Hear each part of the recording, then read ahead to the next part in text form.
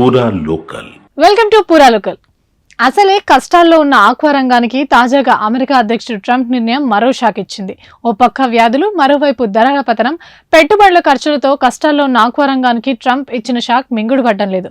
భారత్ నుంచి దిగుమతి అయ్యే రొయ్యలపై అమెరికా విదేశీ సుంకం పెంచడంతో గంటల వ్యవధిలోనే ఆయా కౌంట్లను బట్టి రొయ్యల ధరలు పతనమయ్యాయి. పశ్చిమ గోదావరి జిల్లాలో కిలో ధర గరిష్టంగా పడిపోయింది. భారత్ నుంచి విదేశాలకు ఎగుమతి అవుతున్న మాంస ఉత్పత్తుల్లో రొయ్యలది 3వ స్థానం. ఏపీలో ఉమ్మడి పశ్చిమ గోదావరి జిల్లా నుంచే సింహభాగం ఆక్వా ఉత్పత్తులు ఎగుమతి అవుతున్నాయి. జిల్లాలో 1.20 లక్షల ఎకరాల్లో రొయ్యలు సాగు చేస్తున్నారు. ఏటా ఉత్పత్తి 4 లక్షల టన్నులు కాగా అందులో 3.5 లక్షల టన్నుల వరకు విదేశాలకు ఎగుమతి చేస్తున్నారు. మొత్తంగా 18,000 కోట్ల వ్యాపారంలో విదేశీ లావాదేవీల వాటే అధికంగా ఉంది. ట్రంప్ విధించిన ప్రతీకార సుంకాలు అమల్లోకి రావడంతో ఆ ప్రభావం ఇక్కడి ఆక్వా ఉత్పత్తులపై పడింది. సాగుదారులపైనే కాదు, ఆక్వా రంగంపై ఆధారపడ్డ కూలీల ఉపాధికి కూడా ఇది పెద్ద దెబ్బేనని ట్రేడర్లు చెబుతున్నారు. ఇవి ఇప్పటివరకు నా అప్డేట్స్. మరిన్ని అప్డేట్స్ కోసం చూస్తూనే ఉండండి పూరా లోకల్.